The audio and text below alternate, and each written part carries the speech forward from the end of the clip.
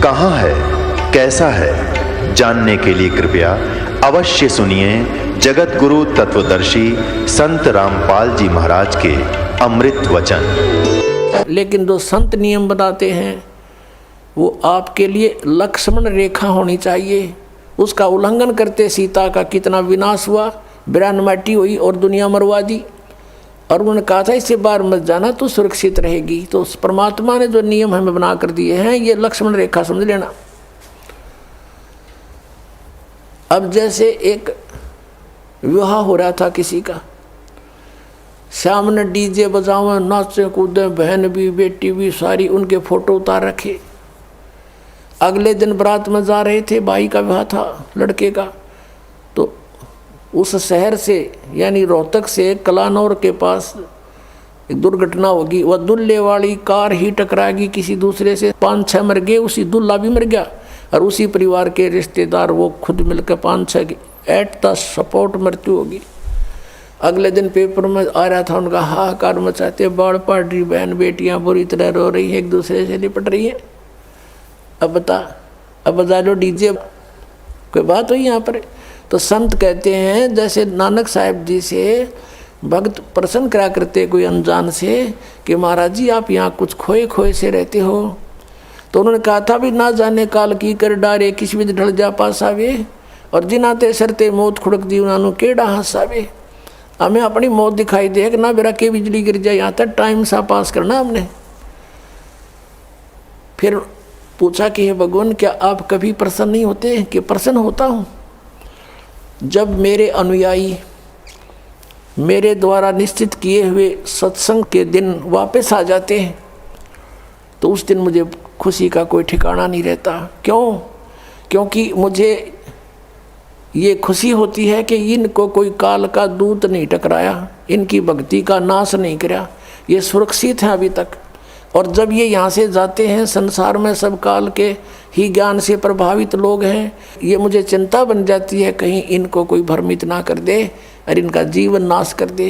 क्या कहते हैं कि साध मिले साड़ी शादी होंदी और विछड़ दें दिलगिरी वे, अखदे नानक सुनो जी हाँ ना मुश्किल हाल फकीरी वे। कि साध मिले ये भक्त साध संगत जब वापस आती है मुझे आत्मा में बड़ी खुशी होती है कि ये सुरक्षित है, इनका कोई दीमक नहीं लगा काल का। और जब ये जाते हैं तब मुझे दिलगिरी होती है, दुख होता है कि मुश्किल हाल फकीरी वे, फकीरी माने साधना भक्ति, ये बड़ी मुश्किल बना दी काल के दूतों ने। जगह जगह एक गांव में मन 10-10 ढूंढे लाए बैठे हैं, कोई वैसे कोई क्रिया करते हैं, कोई झाड़ा लाता है, मिसगाइड करने वालों का कोई अंत नहीं। साध मिले साढ़े शादी होंदी विछड़ जाए दिलगिरी वे, अखदे नानक सुनो जी हाँ ना मुश्किल हाल फकीरी वे। तो क्या कहते हैं कि ना जाने काल की कर डारे, किसी भी ढल जा पास आवे, और जिनाते सरते मौत खुड़क दी उन्होंने केड़ा हंसावे। अब यदि तुम परमात्मा का नाम लो और विवाह करो सिंपल वेत है,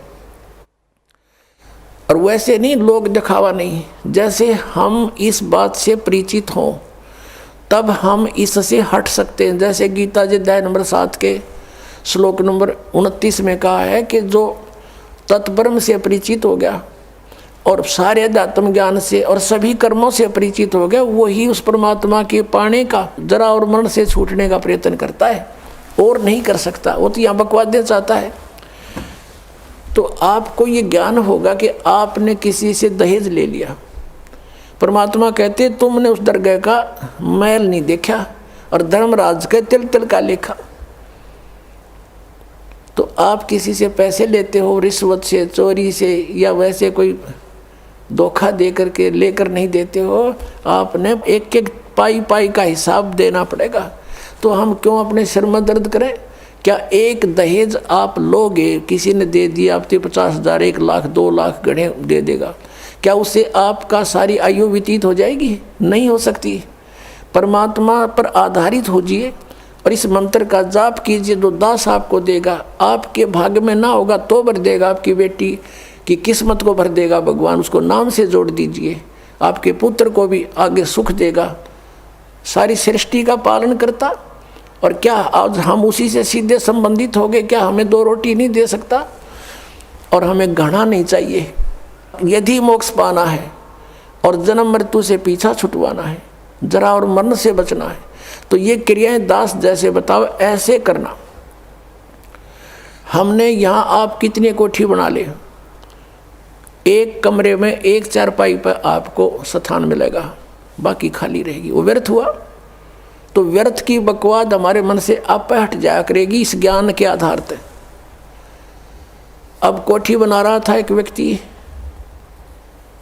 और कोठी तैयार होगी, बैंक मैनेजर था, मुहूर्त करनी थी, संडे का दिन था, कोई सामान की आवश्यकता पड़गी, गोटी सूटी लाने के लिए सारी व्यवस्था कर रखी हैं। थोड़ी देर तो ब्राह्मण करे उड़ाला टोटर पर टोटर उसका करते हैं, फिर गोटी सूटी सारा सौदा शुरू हो जाता है, सब बुला रखे रिलेटिव और सब मित्र। वो खुद कोई सामान लेने के लिए गया था, स्कूटर उठा के यानी टू व्हीलर, और वहाँ एक टू व्हीलर से टू व्हीलर टकरा गई और पड़ गया। पड़ते कनपट्टी लगी फुटपाथ पे, पड़ते वही मर गया।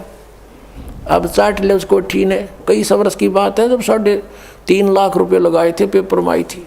अब वो गधा बन के उसके पीछे खड़ा भी ना होने दे कोई उसने। तो हमने ये देखना कि यहाँ जो हम करने जा रहे हैं ये क्या सांग है। सर्व सोने की लंका थी वह रावण से रणधीरम, एक पलक में राज विराजी जम के पड़े जंजीरम। वो तो सारे सोने के महल बनाए बैठा था, जैसे ईंट गारा हम प्रयोग करते ऐसे सोने की ईंट और उसी की गारा में बना रखे थे। और कहते हैं भक्ति बिना क्या होता ये भ्रम रहा संसार, रति कंचन पाया नहीं रावण चलती बार। 1 ग्राम गोल्ड नहीं ले जा सका रावण जब यहाँ से जाने लगा। तो इन बातों को याद करके हमने इनसे वापस भी हटना है, और हमने अपने प्रत्येक कार्य को ऐसे ढंग से सेट करना जो भक्ति में बाधक ना हो। अब हम दहेज लेते हैं या फिर देवे भीगे, क्योंकि बेटी होगी हमारे भी, एक पैसे वाला तो बकवाद कर देगा, अब गरीब आदमी कहाँ से करे। एक घर में 3 बेटियां चली गई, एक गरीब की है, एक अमीर की है, एक मीडियम साइज की है। अब जो अमीर वाले ने तो दे दिया घना धन, अब मीडियम साइज वाले ने भी दे दिया थोड़ा बहुत, और वो बेचारा गरीब क्या करे, उसकी बेटी रो रही है वहाँ बैठ कर, उस परिवार में आदर नहीं उसका। तो ये इस तरह का हमने इसको समाज को सेट करना है। अब जैसे हम रक्षाबंधन का त्यौहार मनाते हैं, ये क्या तुक हुआ कि बहन भाई को रक्षा इसलिए बांधने जाती है कि उसकी रक्षा करेगा भाई, भाई की रक्षा कौन करेगा। एक बहन कह रही थी कि मैं रक्षाबंधन के दिन गई अपने भाई को बांधने के लिए रक्षा सूत्र, इंतजार कर रही थी, पता लग गया कि कहीं कामवश गए हैं, मोटरसाइकिल पर गए हैं। कुछ देर के बाद पता चला कि उसकी मृत्यु होगी, उसका शव लेकर आ रहे हैं। जिस भाई से मैं अपनी रक्षा के लिए गई थी उसकी रक्षा भी नहीं हो पाई, वो अपने नहीं कर सका। तब उसने ज्ञान हुआ, तब वो कहती है कि सचमुच हम कति भूल में थे। अपने भाई को भी कहा बेटा भाई आ जा, तू भी भगवान का राखी बांध और मैं भी बांधूँ, यानी नाम लो, और ये रक्षा सूत्र आपका सदा साथ देगा, भाई का भी बहन का भी। और बेमतलब बातें कर रखी।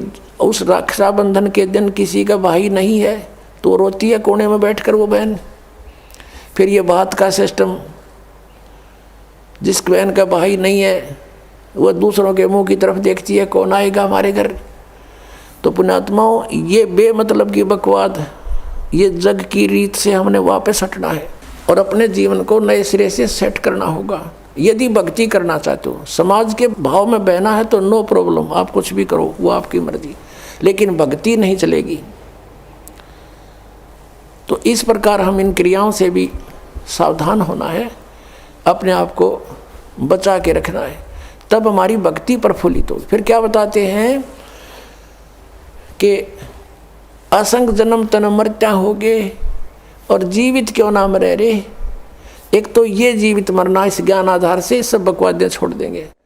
जिस समय ये दास गांव गांव में घर घर में जाके पाठ करते थे 3 दिन का, यानी 500 यज्ञ करते थे फ्री ऑफ कॉस्ट, किसी से कोई पैसा नहीं लेता था, क्योंकि दास सर्विस करता था।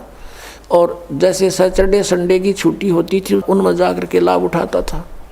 तो उस समय क्या होता था, हम सत्संग कर रहे होते थे, होली ये फाग आ जाता था, हम तो सभी, वो परिवार भी जिसने उपदेश ले रखा है, हम अपना आराम से भगवान का पाठ कर रहे हैं, अपना मंत्र जाप करें, और गांव वाले जैसे जो भगवान के मार्ग पर नहीं लगे हैं, और वो क्या करें, कीचड़ ठाव एक दूसरे मुंह पर फर, किसी का पिचकारी मारे। कोई गांव में तो और सिस्टम है, कोरडा बना लेते हैं घंटर सा, वो मारे एक दूसरे का हैं, और लाल लाल मुँह कर रखे बांदर कैसे सारन, कोई गारा में पड़ा है, कोई घुट्टी लाई नो करता फिर रहा है, और हम बैठे भगवान का आनंद ले रहे हैं अपने कवाड़ बंद करके कि हमें डिस्टर्ब ना कर दे। तो इस प्रकार जो आनंद परमात्मा के मार्ग में है, इस भक्ति में है, इन बकवादों में नहीं हो सकता। तो इस तरह की हमने नहीं करना, क्योंकि हम यहाँ के वासी नहीं हैं और यहाँ सुख नाम की चीज़ नहीं है। आज हम खुशी मना रहे, 1 मिनट में ना जाने के बिजली गिर जाए, और परमात्मा की भक्ति करेंगे, इससे हमारा बचाव बनेगा। और ये इस तरह के जो मर्यादाहीन कार्य करने से नामखंड हो जाएगा, नामखंड होते ही भगवान रुष्ट हो जाएगा, आपके ऊपर काल का अटैक हो जाएगा और आपको फिर हानि हो जाएगी। तो इस डर से हमने अपना यहाँ टाइम पास करना है और भक्ति की ख्यास करना है, भक्ति बढ़ाते रहना है, धर्म पुण्य जो भी क्रियाएं बताइए सभी करते रहना, आखिरी सांस तक करना पड़ेगा आपको। और दूसरे टाइप से जो जीवित मरना है, कि जैसे आप जी देखते हैं कि नाइट सर्विस में यानी रात्रि सेवाओं के अंदर बसों में व्यक्ति जाते हैं और फिर सुबह शाम तक वापस आ जाते हैं।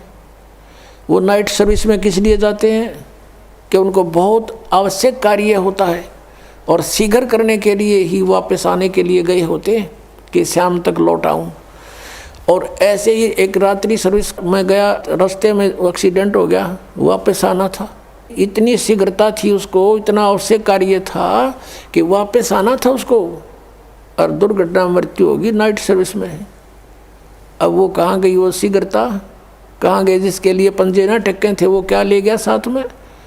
तो आप जी ये सोच लीजिए, जब सतलोक आश्रम बरवाला की तरफ सत्संग निकट आवर चलना चाहो तो न्यू सोच लो हमारी मृत्यु होगी आज और इब्बा होगी, और आ जाओ यहाँ पर सत्संग सुनो, 3-4 दिन फ्री ऑफ माइंड रहो, एक दूसरे से भगवान की चर्चा करो, यहाँ और बकवाद मत बतलाना, ये ख्यास रखना, परमात्मा रुष्ट हो जाएगा। ठीक है, कोई मित्र रिश्तेदार मिलता है, बातें करो गृहस्थी की थोड़ी बहुत देर के लिए, फिर अपना मालिक की चर्चा शुरू करें, कोई ज्ञान उससे सुने, कभी आप सुनावे, फिर मंत्र करने लग जावे। सब सुविधाएं भगवान ने आपके लिए दे रखी, इन दासों के द्वारा आपको सारी व्यवस्था करवा के दी जाती है। तो इसका सदुपयोग करना, दुरुपयोग करने से राम रूठ जाएगा आपका, और राम नहीं रूठना चाहिए, ये भी आपको डर लगे। तो ये सोचकर आप आ जाइए और ये सोचिए कि हमारी मान ले परमानेंट मृत्यु हो जाए तो भी तो हो सकती है ऐसे। और अब हम 3 दिन 4 दिन 2 दिन जिसा भी समय आप मरना चाहो मरो, और फिर वापस चले जाओगे घर पे, और परमानेंट टिकट कटेगी, फिर भी तो बात बिगड़ेगी, फिर तो धरा धरा रहेगा, सारा संभाल ही नहीं सकते आप।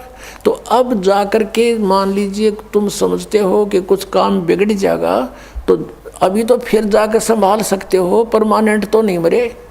लेकिन जो परमात्मा के लिए सच्चे दिल से आते पुण्यात्माओं, किसी का आज तक काम बिगड़ा नहीं, बने मिलते हैं, लेकिन वो आपकी श्रद्धा पर डिपेंड करेगा। सतगुरु के दरबार में कमी काहे की ना, अनसा मौज नहीं पावता तेरी चूक चाकरी में। तो इस प्रकार हमने परमात्मा की भक्ति को सुचारू भी रखना। क्या बताया है कि असंग जन्म तन मर्त्या होगे, जीवित क्यों ना मरे रे, और 12 मद महल मठ बोरे, बहुर ना दे धरे रे। अभी तक हमें 10वें द्वार का पता था कि शरीर में 10वां द्वार 10वां द्वार। पुण्यात्माओं, ये जो 10वां द्वार है ये एक ब्रह्मांड का रास्ता है।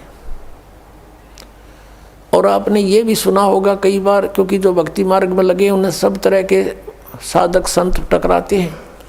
हमने सुना बहुतों से कि एक यहाँ संत रहता था, उसने अपनी योग अभ्यास से अपने शरीर को ऐसा मंत्रों से और जाप से ऐसा सेट कर रखा था कि उसने ब्रह्मांड फोड़ दिया। यानी उसका यहाँ से शरीर में एक सुराख मिला, जब उसका शरीर छूटा उसने अपना ब्रह्मांड फोड़ गया वो, यानी वो पार हो गया, 10वें द्वार पर पहुँच गया, 10वें द्वार पार कर गया। अपने आत्माओं 21 ब्रह्मांड है इस काल के। जिसने एक ब्रह्मांड पार कर लिया तो एक फिर और 21 ब्रह्मांड और हैं। अब इससे निकल कर वो फिर क्या करता है, ऊपर धक्के खाता है, ऊपर अपना समय व्यतीत करता है, घूमता रहता है इधर उधर भूत की तरह, प्रेत की तरह। फिर वहाँ से उसको जैसा भी उसकी सुविधा होती है, जैसे जिसकी भक्ति होती है, उसी लोक में उसको भेज दिया जाता है। वहाँ बैठकर वो अपना पुण्य पाप जो भी है उसका सारा भोग कर फिर पृथ्वी पर आता है। अब ये 12वां द्वार में भगवान का स्थान है। अब 10वां द्वार जो है, जो तो एक शरीर से निकलकर इस बॉडी से बाहर ब्रह्मांड में घूम रहा है। इस ब्रह्मांड से अलग भी और ब्रह्मांड है, और जब 21 ब्रह्मांड का एक स्थान है, 21वां ब्रह्मांड जो है, वहाँ पर ये काल विराजमान है। और उस 21 में ब्रह्मांड से फिर उस परब्रह्म के 7 संग ब्रह्मांडों में प्रवेश करने का एक द्वार है जो 11वां द्वार है। और इस अक्षर पुरुष के 7 संग ब्रह्मांडों को पार करके जब सतलोक में प्रवेश करने जाते हैं तो वो 12वां द्वार है। उस 12वें द्वार को पार करके फिर हम सतलोक में प्रवेश करेंगे, वहाँ हमारा निज ठिकाना है। अभी तक ये 10वां द्वार पर गाटा जोड़ रहे थे, और एक सिरफिरा है कोई संत वो ने कहा 11वां द्वार में बताया कबीर साहब ने। और उसको किसी ने कहा जी हमने सुना है एक संत बताता है कि 12वां द्वार है। नहीं 12वां नहीं है, तो 11वां का कि ठेका ले रहा है, 11वां है। तो यहाँ संतों ने परमात्मा जिनको मिला आदरणीय गरीबदास साहिब जी को, और ऊपर के सब ब्रह्मांड दिखा कर लाए। तो गरीबदास साहिब जी कह रहे हैं कि 12 मद महल मठ बोरे, उस 12वें द्वार में है वो स्थान मठ, यानी वो आपका निवास स्थान। और बहुर ना दे धरे रे, वहाँ जाने के बाद फिर कभी मृत्यु नहीं होती। 15वें अध्याय के 4थे श्लोक में, 18वें अध्याय के 62वें श्लोक में जिसके विषय में कहा है। फिर क्या बताते हैं कि दोजक बहिष्ट सभी तें देखे राजपाट के रसिया। दोजक कहते हैं नरक को, और बहिष्ट कहते हैं स्वर्ग को। कहते तूने सत साधना ना मिलने से, तत्वदर्शी संत ना मिलने से, ये जो साधनाएं भक्ति तुम कर रहे हो, इससे स्वर्ग में भी जाना पड़ता है, फिर पाप नरक में भोगने पड़ते हैं। आपके दोनों अकाउंट ओपन रहते हैं। पुण्य वाला अलग लिखा जाता है, पाप वाला अलग। पुण्य के आधार से स्वर्ग महास्वर्ग प्राप्ति हो जाती है, वहाँ देव पद भी प्राप्त हो जाता है। और पाप के आधार से फिर नरक में भी आपको कंपलसरी जाना पड़ता है।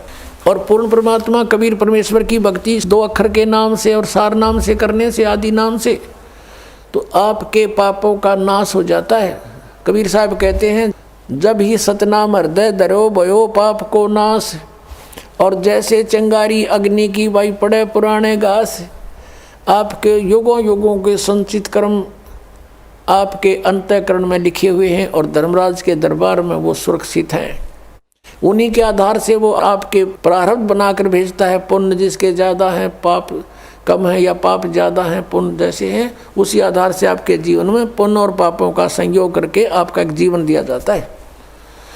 तो पुण्यों के आधार से आपको सुख मिलता है, पाप के आधार से आपको कष्ट आपदाएं आती हैं। तो परमात्मा जब आपके कष्ट काट देगा आपके प्रारब्ध कर्म के, तो सुख है, सुख शेष रहेंगे, वो पाप नहीं आपको भोगने पड़ेंगे। तो क्या कहते हैं कि जब ही सतनाम हृदय धरो, ये 2 अक्षर का नाम, भयो पाप को नाश।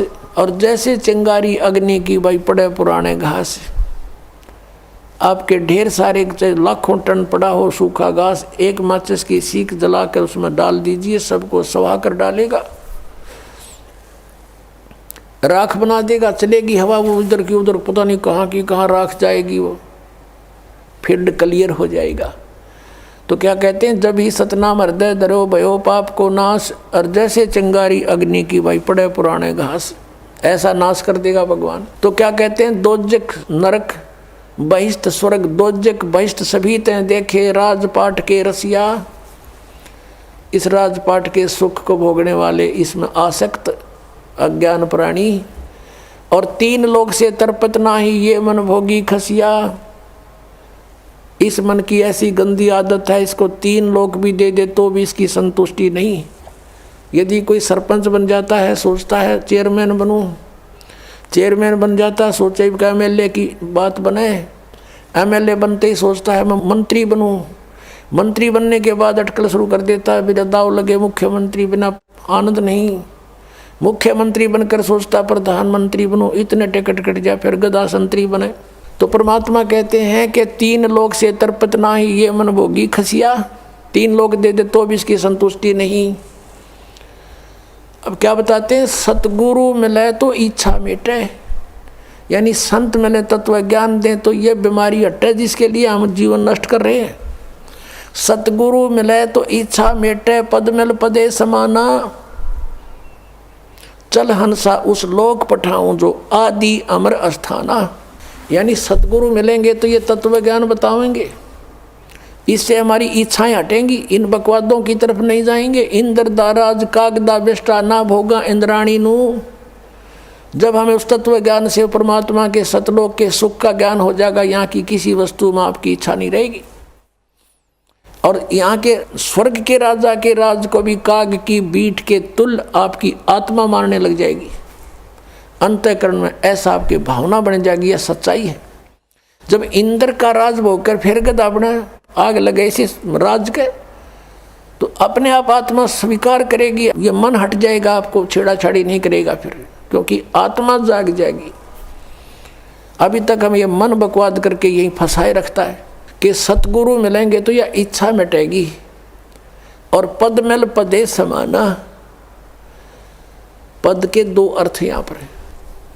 एक तो जैसे गीता जी अध्याय नंबर 15 के श्लोक नंबर 4 में कहा है कि उसके पश्चात तत्वदर्शी संत मिल जाए, जब परमेश्वर के उस परम पद की खोज करनी चाहिए, जहाँ जाने के बाद साधक फिर लौटकर संसार में कभी नहीं आते, और जिस परमेश्वर ने सब ब्रह्मांडों की रचना की है। और गीता ज्ञानदाता कहता और की भक्ति नहीं, केवल उसी की साधना करो तो वो परम पद मिलेगा, सतलोक।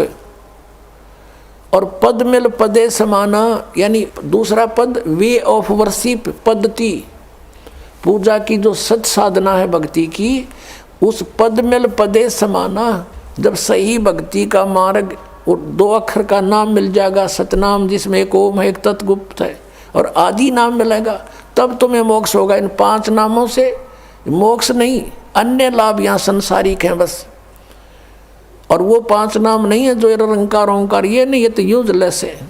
तो क्या बताया कि वो सही पद्धति, वो सही पद आपको मिलेगा भक्ति का मार्ग।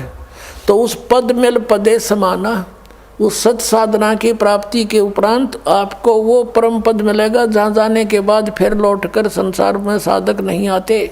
जरा और मरण सदा के लिए आपका समाप्त हो जाएगा। और ये कैसे होगा? पद मिलने से, पद्धति मिलने से, वे ऑफ वर्शिप ठीक होने से।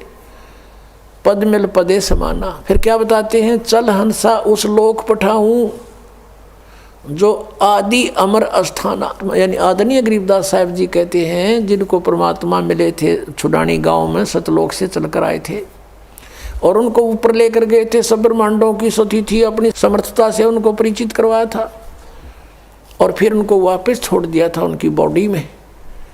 आदरणीय गरीबदास साहब जी गांव छुडानी, जिला झज्जर, हरियाणा में उनका जन्म हुआ था। 10 वर्ष के बालक थे। परमात्मा उनको निकाल कर ऊपर ले गए थे, आत्मा को, जीवात्मा को, और शरीर नीचे रह गया था। 5-6 घंटे लग गए थे। गांव वालों ने सोचा ये मर गया है, अंतिम संस्कार के लिए चिता पर रख दिया था। फिर परमेश्वर ने वापस वो आत्मा भेज दी कि जा बॉडी का नाश करवा देगा काल। तुरंत आगे उठकर फिर ये ज्ञान बोलने लगे। वो बता रहे हैं कि उस सतलोक के अंदर क्या सुख है।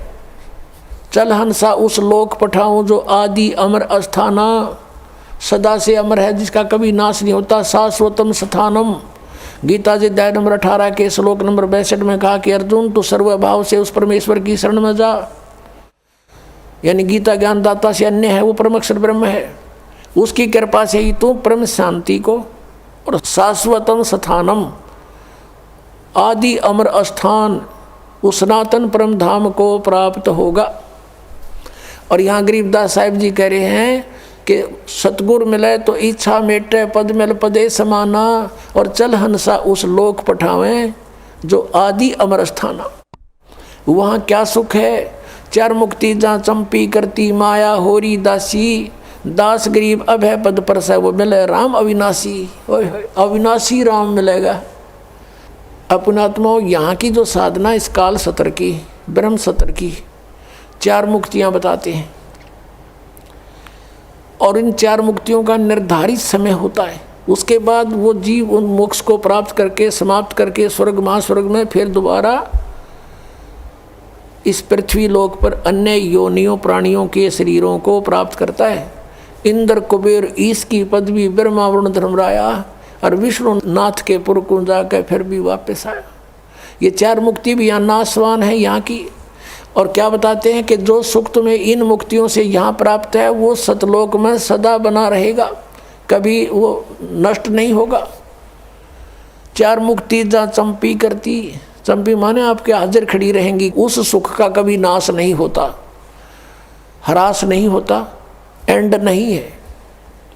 चार मुक्ति जहाँ चंपी करती माया होरी दासी, और दास गरीब अब है पद पर से वो मिले राम अविनाशी।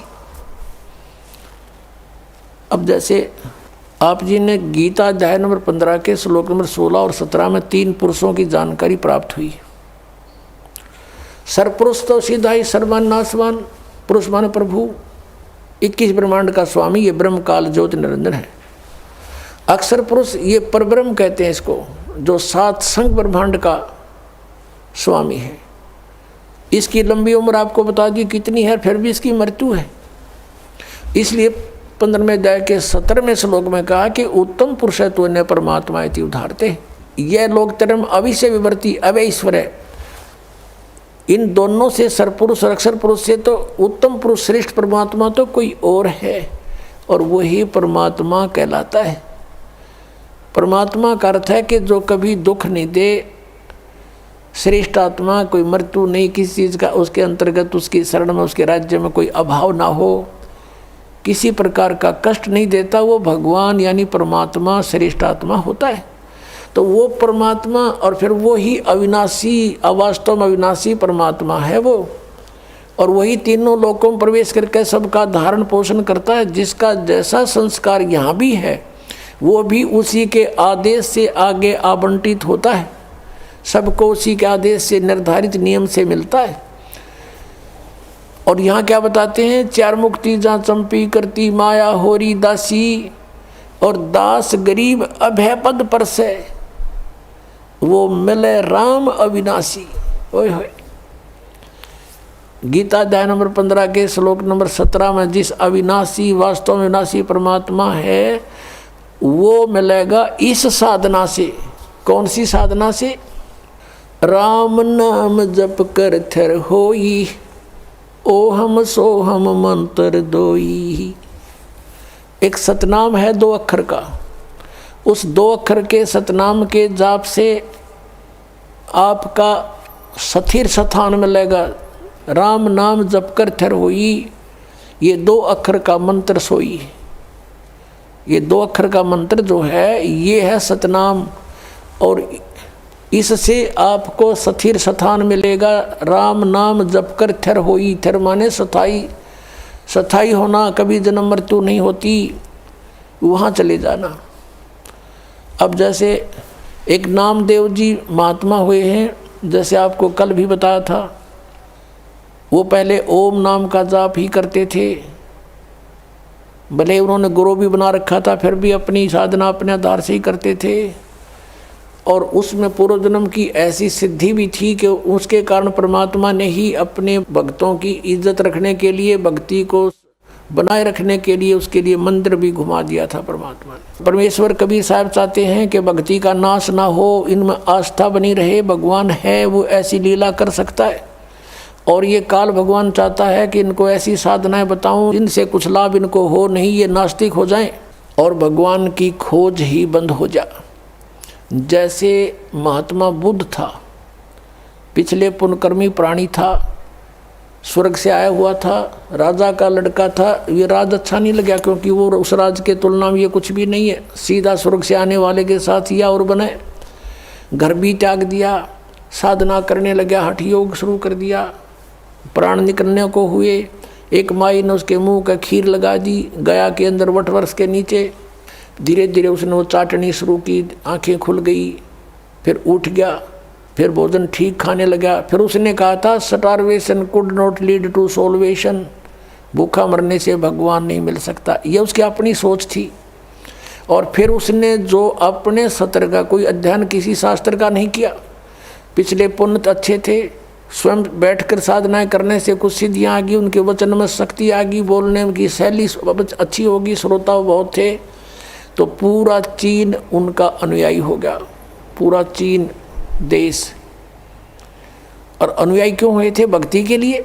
वो भी भक्ति ही कर रहा था और उनसे बताए गए भक्ति के विधि से, पद्धति से, पद से उनको कोई आध्यात्मिक लाभ नहीं हुआ। और धीरे धीरे वो कति नास्तिक हो गए कि भगवान नहीं है, और पूरे देश में कानून बना दिया कि भगवान की चर्चा नहीं करना। और काल यही चाहता है, ऐसे दूत भेजूं जैसे राधा स्वामी पंथ है, और इसे निकले हुए जितने पंथ, जय गुरुदेव पंथ, ये सच्चा सौदा पंथ, इनको पहले तो सुनते हैं कुछ लाभ हुआ इनके गुरुओं से, अरे भी इनकी ब्रांड मट्टी और ये के घर में अच्छा दुख, भूत इनमें प्रवेश कर रहे हैं, क्योंकि वो स्वयं भूत बना शिवदयाल जी। तो कुछ दिनों के बाद अब जो भक्त यहाँ आते हैं, कहते हैं हम पहले ठीक हमारा गुजारा था, 30 साल तक राधा स्वामी पंथ में थे, लुट पिट गए, गाड़ियाँ बिक गई, दुकान बिक गई, हमारा बुरा हाल हो रहा है, पत्नी का ऑपरेशन हो रहा है, वाल डिफेक्ट हो गया, अब इनकी दुर्गति हो रही है। तो अब वो कहते हैं हम तो थक चुके थे साधना कर करके, और सोच लिया था भगवान कहीं नहीं है। आपकी पुस्तक मिली, ये सत्संग सुना तो कुछ किरण फिर जागी कि है कहीं भगवान।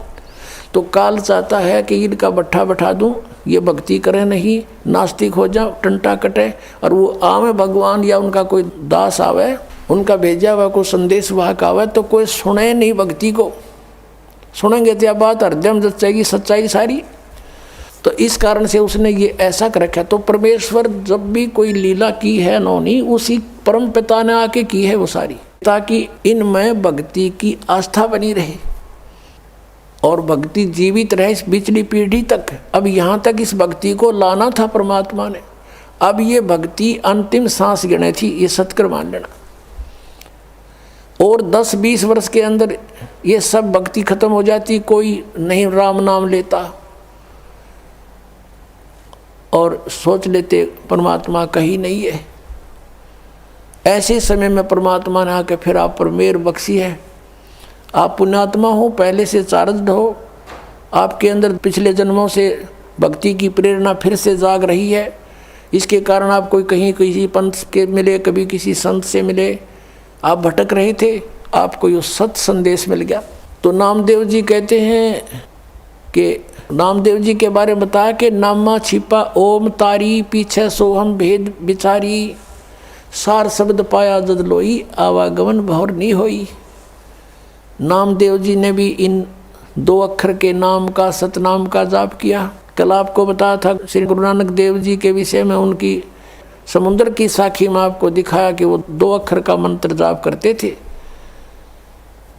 और ये संत मत भाग प्रकाश 4 में राधा स्वामी पंथ के सामने सिंह जी कहते हैं 261 पृष्ठ पे कि 2 अक्षर का भेद बतावे, सोए गुरु पूरा कहावे।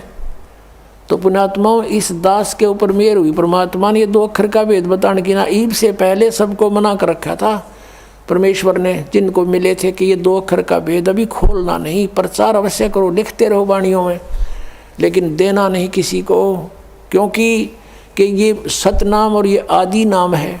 सतनाम सार्वजनिक जरूर कर दिया था, आगे दान करने का अलाउड नहीं था, लेकिन सार नाम फिर भी गुप्त रखा।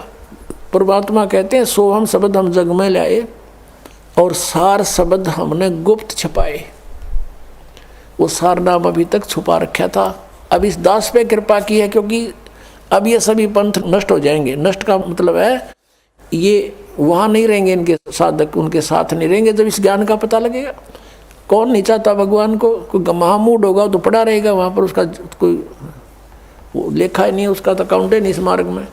अब क्या बताते हैं कि चातुर प्राणी चोर हैं और मूड मुग्ध हैं ठोठ, संतों के निकाम के इनको दे गलजोट। अब ये चतुर प्राणी थे जो हजूर जी से दोगे और हम ऊंची मंजिल में जाते हैं, बड़े दूर खबर लेकर आते हैं, टट्टू का भी ना पता, इन सतनाम का नहीं पता, ये गए कौन सी मंजिल में होंगे। अंडरस्टूड है ये, इनके नाम साधना के सारे व्यर्थ, वो 2 अक्षर का नाम नहीं, फिर पूरे गुरु कहाँ थे ये राधा स्वामी वाले। तो पुण्यात्माओं से प्रार्थना है कि परमात्मा ने जो इतना कुछ प्रयत्न किया है, इतने समय तक इंतजार किया है, भी समझ लो इसको और आ जाओ भगवान के चरणों में, कल्याण हो जाएगा। बोलो सतगुरुदेव।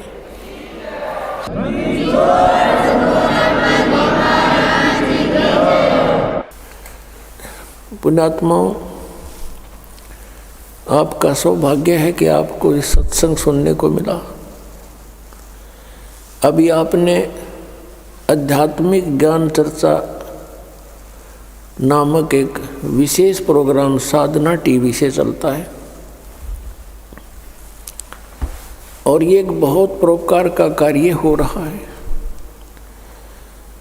उन महापुरुषों के विचार भी आपके समक्ष होते हैं और उधर से इस दास के विचार भी जो सदग्रंथों में विद्यमान है, विद प्रूफ है, प्रमाण सहित जनता के सामने आते हैं। इससे जनता को ज्ञान होगा कि कौन संत कैसा ज्ञान रखता है। फिर ठीक है, जिसको जौन सा ठीक लगेगा उसको सेलेक्ट कर लेंगे। श्री तुलसी साहेब जी, तुलसीदास जी जो मथुरा जय गुरुदेव के प्रमुख हैं, उनसे प्रश्न किया गया कि मोक्ष प्राप्त प्राणी सतलोक में भिन्न रहता है या ऐसे समा जाता है परमात्मा में जैसे बूंद समुद्र में। तो उन्होंने यही बताया कि वहाँ मोक्ष प्राप्त प्राणी अमर लोक में जाकर, सतलोक में जाकर अमर पद को प्राप्त होकर के ऐसे परमात्मा सतपुरुष में लीन हो जाती है जैसे जल की बूंद जल में समा जाती है। पुण्यात्माओं, इनको सतलोक का कख भी पता नहीं, क ख भी ज्ञान नहीं लोगों को, और करोड़ों जीवों को मिसगाइड कर दिया, भ्रमित कर दिया। जैसा कि ये दास बार बार बताता है कि ये जितने भी गुरुपद पर विराजमान है ये बहुत पुण्यात्मा है पूर्व जन्म की, और ये काल के फंस गए, इनका दुरुपयोग कर रहा है, अपने लिए इनको प्रयोग कर लिया, जीवों का नाश करने के लिए इनको गुरुपद पर बैठा दिया। और इनको पिछले जन्म से थोड़ी बहुत सिद्धि भी होती है। और पुण्यात्मा, इस दास ने राधा स्वामी पंथ के सभी संतों के इतिहास को गहनता से पढ़ा है, जाना है।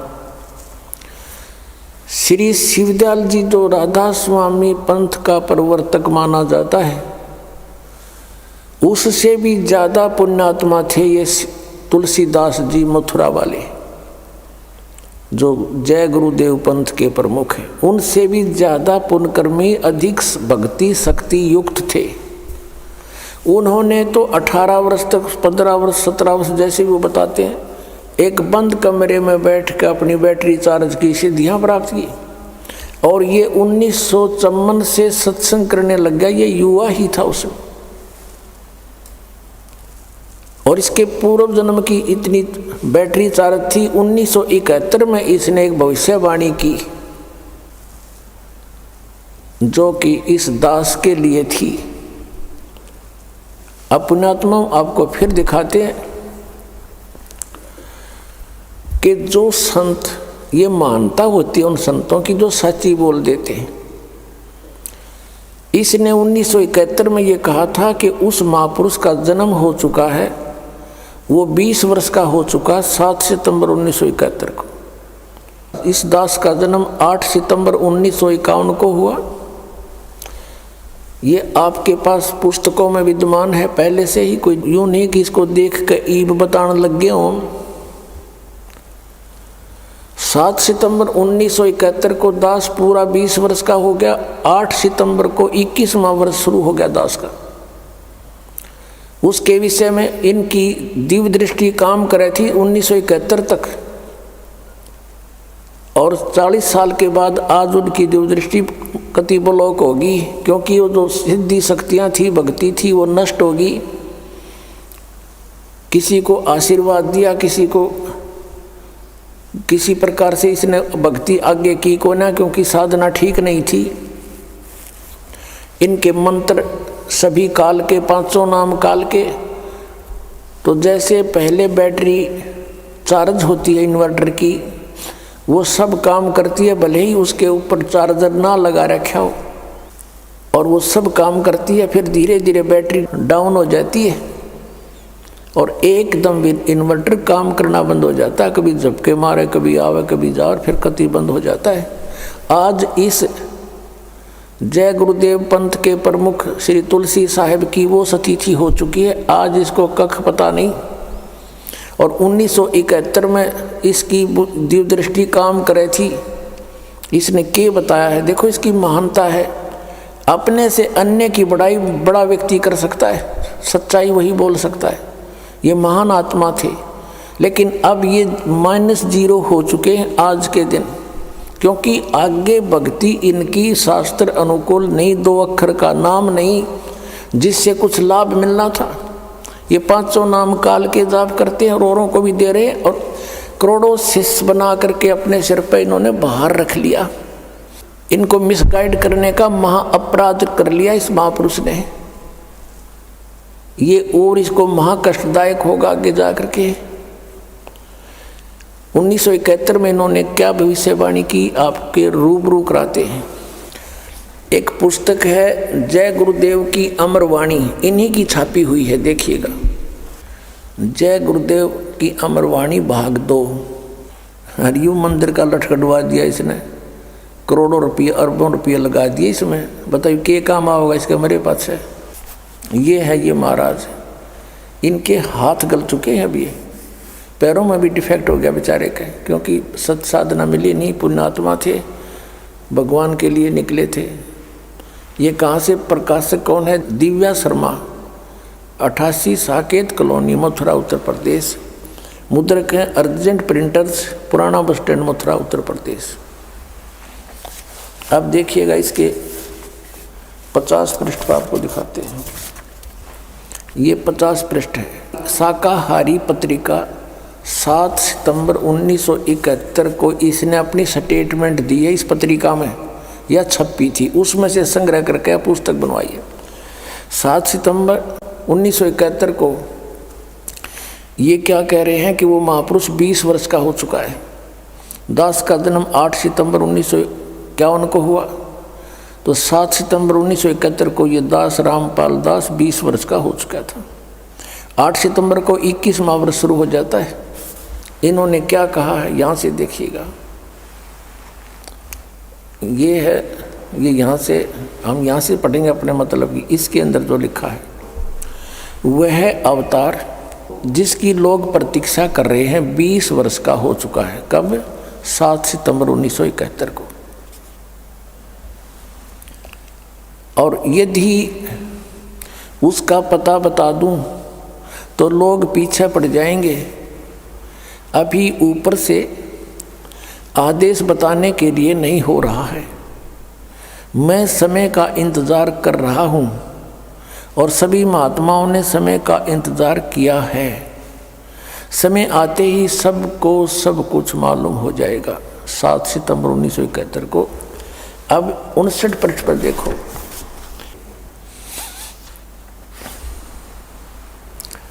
28 अगस्त 1971 को इसने क्या कहा था कि महापुरुष का जन्म भारतवर्ष के एक छोटे से गांव में हो चुका है और वह व्यक्ति मानव इतिहास का सबसे महत्वपूर्ण व्यक्ति बनेगा। उसे जनता का इतना बड़ा समर्थन प्राप्त होगा कि आज तक किसी को नहीं मिला है। वह महापुरुष नए सिरे से विधान को बनाएगा और वह विश्व के संपूर्ण देशों पर लागू होगा। उसका एक झंडा होगा, उसकी एक भाषा होगी। पुण्यात्माओं, यदि इनकी दिव्य दृष्टि काम कर रही होती जो 1971 में करे थी, तो आज ये बता देते कि वो 20 वर्ष वाला व्यक्ति बरवाला में बैठा है, जाओ बच्चों नाम ले लो, कल्याण करवा लो, और मैं भी आ रहा हूँ। और पुण्यात्माओं, इसके हित में है यदि ये महापुरुष सच्चा है और इसने अपनी इस स्टेटमेंट की याद आ जावा 1971 वाले की, तो ये कम से कम अब इसकी दिव्य दृष्टि तो काम कर नहीं रही, कम से कम उसके ऊपर पुनर्विचार करके अपना पाप मुक्त हो सकता है। सब अनुयायियों को कह दे कि भाई जाओ वहाँ से दीक्षा ले लो। और इसने भी चाहिए, अब इसके पल्ला कुछ नहीं है। शिवदयाल जी भूत बन गए, इनकी क्या स्थिति होगी? तो दास का उद्देश्य इस दास को अपना दास समझ का आ जाए। सभी महापुरुष संत जितने हैं ये भगवान के लिए ही तो घर छोड़ा, इन्होंने परमात्मा के पाने के लिए इन्होंने ट्राई की, फिर इनको गुरुपद दे दिया, लेकिन वो नकली माल था सारा। तो इसमें मान बढ़ाई की बात नहीं होती। और संत प्रेस्टेज इशू नहीं बनाया करते, परमात्मा को इशू बनाया जाता है। आत्म कल्याण इशू होना चाहिए। और आत्म कल्याण इस दास के अतिरिक्त इस विश्व में किसी के पास वो साधन नहीं जिसका हो सके। 2 मंत्र के जाप से मोक्ष होगा, उस सत्य नाम से, वो 2 अक्षर का मंत्र है। और तीसरा सारनाम आदि नाम जिसको कहते हैं, इन 3 मंत्रों से मोक्ष होगा। जो ये 5 नाम हैं इन कमलों के, ये केवल सांसारिक सुख रिद्धि सिद्धि इनमें आ जाती हैं। जैसे गणेश जी के जाप से सिद्धियां आ जाती, लेकिन अकेला जाप करने से अब इनको सबको मिक्स करके जाप कराया जाता आपसे। जैसे अकेला कोई सूंठ खावे, सौंठ, तो उसका अलग से लाभ होगा, और उसको अन्य औषधियों में मिलाकर खाया जाता है, उसका एक विशेष और गुण बन जाता अच्छा। तो इन सभी मंत्रों का जो आपको दिए जाते हैं, ये ओंकार निरंकार ज्योति निरंजन, ये नहीं है, ये सतनाम ये नहीं है। वो मंत्र इनसे भिन्न है। और ये 2 अक्षर का मंत्र, इसमें एक ओम मंत्र है, एक तत् है, और एक सारनाम है। धर्मदास तो 1,00,000 दुहाई, ये सारनाम की तबार न जाई। अब इस सतनाम के जाप से मोक्ष होगा। अब इनके सामने एक समस्या और आवेगी। जैसे तुलसीदास जी पुण्यात्मा हैं, लगभग ये 80 वर्ष से ऊपर इनकी आयु हो चुकी होगी, 90 भी होगी। अब ये सोचेंगे कि हमने इतने वर्ष तक साधना की, उसका क्या बनेगा? यही प्रश्न स्वामी रामानंद जी ने परमेश्वर कबीर जी के सामने रखा था कि हे बच्चा, वैसे तो परमात्मा को पहचान लिया था उन्होंने, फिर भी मालिक के आदेश से वो कह रहे थे कि आप मुझे एज ए शिष्य ट्रीट करना। आदेश मानकर परमात्मा का वो रामानंद जी कह रहे हैं कि हे बच्चा, आपको मैंने पहचान लिया, आपके सचखंड सतलोक को मैंने देख लिया। ब्रह्मा विष्णु महेश की स्थिति से ये दास खूब परिचित हो गया, ये पूर्ण परमात्मा नहीं है, मोक्षदायक नहीं। और अभी तक मैं विष्णु जी को इष्ट मानकर पूजा करता था, और आपने संकेत दिया तो मैंने इन ग्रंथों को देखा। सचमुच गीता जी में भी 3 गुणों की पूजा व्यर्थ बताई है, रजगुण ब्रह्मा, सतगुण विष्णु, तमगुण शिव जी। 7वें अध्याय के 12 से लेकर 15 मंत्र में गीता जी। लेकिन एक शंका का समाधान कीजिए भगवान, अब मैं 104 वर्ष का हो गया और 16 वर्ष की आयु से मैं घर त्याग कर भक्ति करने लगा था। अब मेरी उस भक्ति का क्या होगा? अब उसका क्या बनेगा? आप पुण्यात्माओं, परमात्मा ने कहा कि आप अभी तक मैट्रिक तक की पढ़ाई पढ़ रहे थे, 10वीं तक की पढ़ाई पढ़ रहे थे, और इसी को बार बार इसी में रिपीट होते रहे, इसी में दोबारा प्रवेश पाते रहे। मृत्यु होगी, स्वर्ग गए, वहाँ पुण्य खत्म किए, फिर आगे फिर यही पढ़ाई पढ़ने लगे। अब इससे आगे की पढ़ाई पढ़ो, और वो सिलेबस अलग है और उसके टीचर भी अलग होते हैं। तो आपका कुछ नहीं बिगड़ा है। आप ये भक्ति शुरू करो जो ये दास बतावेगा, परमेश्वर कहते हैं। तो रामानंद जी कहते हैं कि मैं अब कैसे इस पढ़ाई को पूरा कर सकूंगा। परमात्मा ने कहा कि ये मेरा काम है, आप दीक्षा लीजिए और स्टार्ट कीजिए।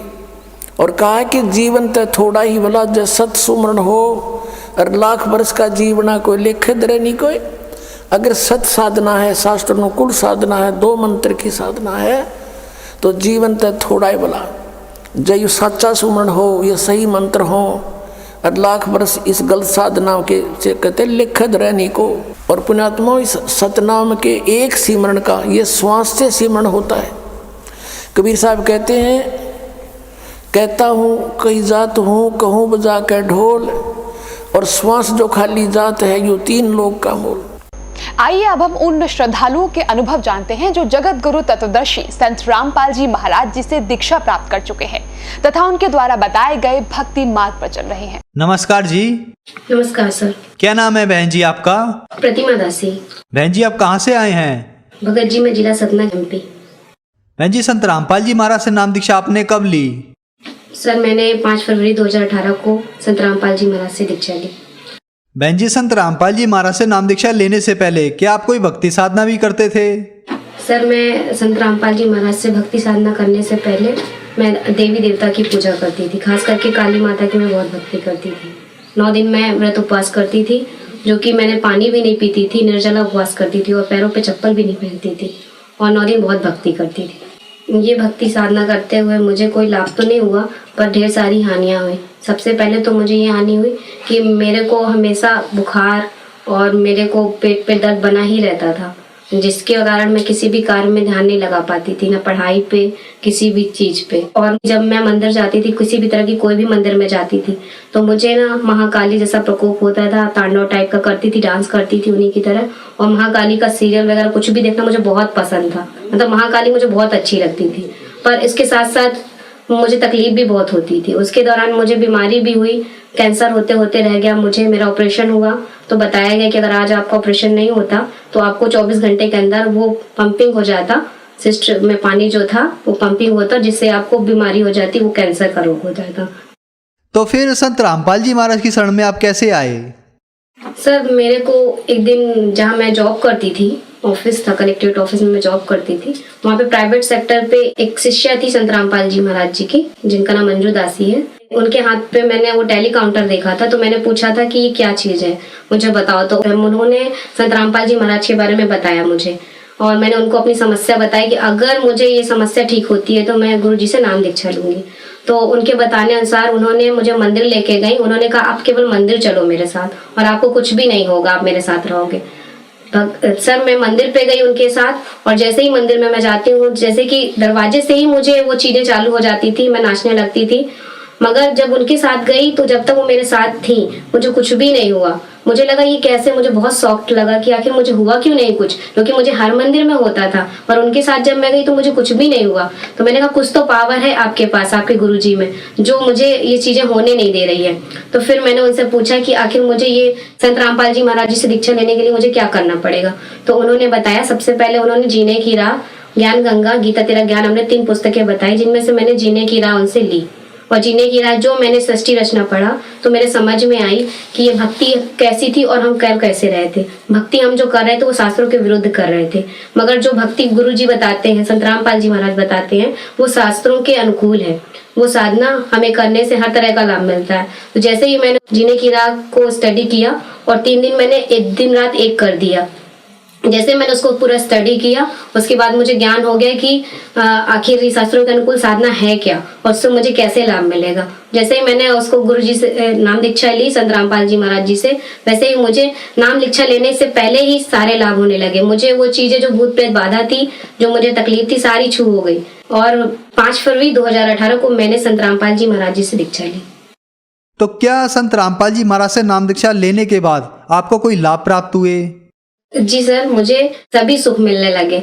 जो कि पहले ऐसा बिल्कुल भी नहीं था। मैं अपने बॉडी पे हमेशा एक भारी भारी सापन, सर पे भारी भारी सा बोझ लेके रहती थी। मैं किसी से कुछ बात भी नहीं करती थी, मैं बहुत गुमसुम रहती थी। पर जैसे ही संत रामपाल जी महाराज जी से मैंने नाम दीक्षा ली, वैसे ही मुझे लाभ होने लगे और मैं खुश रहने लगी। और जब मैं भूत प्रेत बाधा से परेशान थी तो काफी तांत्रिक के पास गई, मैं मंदिर में गई, काफी धाम घूमे कि यहाँ ऐसा करो वहाँ वैसा करो, कराती रही। और यहाँ तक कि मैं डॉक्टर के पास भी गई तो भी कुछ भी नहीं हुआ। मैं 4 साल तक काफी परेशान थी। पर जैसे ही संत रामपाल जी महाराज जी से दीक्षा ली, उसके पहले से ही मुझे भूत प्रेत बाधा दूर हो गई और उस समस्या से मैं निजात हो गई।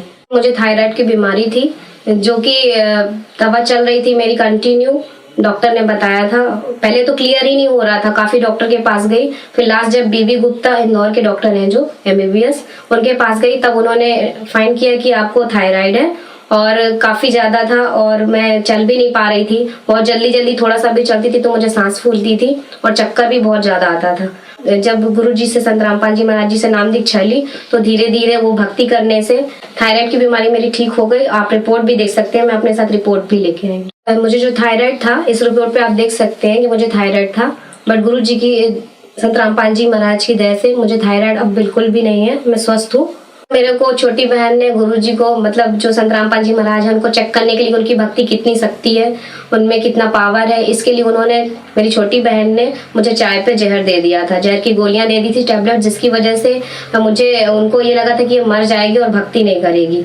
अगर इसके, संत रामपाल जी महाराज में अगर शक्ति है, पावर है, तो इसे बचा लेंगे। तो जैसा कि उनका जो डाउट था वो क्लियर हुआ। जैसे ही मैंने वो जहर पी लिया था, लगभग थोड़ा सा ही बचा था, तो मुझे काफी पेट पे जेलसी हुई और मुझे लगा कि मैं बेहोश भी होंगी। तो मैंने दंडवत करके संत रामपाल जी महाराज के सामने, प्रतिमा के सामने, और जैसे ही उनका प्रसाद और चरणामृत लिया, मेरे को कुछ भी नहीं हुआ और मैं आज भी उसी तरह सुरक्षित हूँ। संत रामपाल जी महाराज की वजह से ही आज मैंने जहर जो मुझे पिलाया गया था, उसके बाद भी अगर मैं जिंदा हूँ तो केवल संत रामपाल जी महाराज के द्वारा है। उन्होंने ही मुझे जीवन दान दिया है। बहन जी, संत रामपाल जी महाराज से नाम दीक्षा लेने के बाद आपको बहुत सारे लाभ प्राप्त हुए, तो जो भगत समाज आज आपको देख रहा है और जो लोग दुखी हैं, उनको आप क्या संदेश देना चाहेंगी? क्या वो भी संत रामपाल जी महाराज से नाम दीक्षा लेने के बाद ठीक हो सकते हैं? सर, मैं संदेश देने लायक तो नहीं हूँ, बस इतना कहना चाहती हूँ कि जो संत रामपाल जी महाराज जो साधना बता रहे हैं हमें, वो शास्त्रों के अनुकूल बता रहे हैं। 4 वेद, 6, 7, 18 पुराणों का और सभी ग्रंथों से वो एक एक चैप्टर खोल के उंगली रख रख के बताते हैं कि कहाँ पे क्या लिखा और हमें कैसी साधना करने से, कैसी भक्ति करने से कैसे लाभ होगा। और हमें सारे ग्रंथों को देख के, मैच करके, और ज्यादा नहीं, जितना भी हो सके आप सत्संग सुनो, और जैसे ही आपको क्लियर हो कि हाँ, संत रामपाल जी महाराज जी जो साधना भक्ति बता रहे हैं शास्त्रों के अनुकूल, वो सही है, तो आप उनसे नाम दीक्षा लेके अपना कल्याण करें। बहन जी, संत रामपाल जी महाराज से नाम दीक्षा कैसे ले सकते हैं? संत रामपाल जी महाराज से नाम दीक्षा लेने के लिए आज तो हर जिले में नामदान सेंटर खोले गए हैं। आप जिस जिले पे रहते हैं उसी जिले पे आप नामदान सेंटर पता कर सकते हैं। न्यूज चैनल पे सत्संग आता है, जिसे आप देख सकते हैं, उसके नीचे पीली पट्टी आती है जिसपे लिखा रहता है कि आप नाम दीक्षा लेने के लिए नंबरों पे कॉल करें, तो आपको पता चलेगा कि कहाँ पे कौन सा नामदान सेंटर किस जिले में। आप जिस जिले में रहते हैं वहीं पे आपको ये सुविधा प्रोवाइड होगी और आप नाम दीक्षा लेकर, आप भक्ति करके आप अपना जीवन कल्याण करें। धन्यवाद बहन जी। धन्यवाद सर।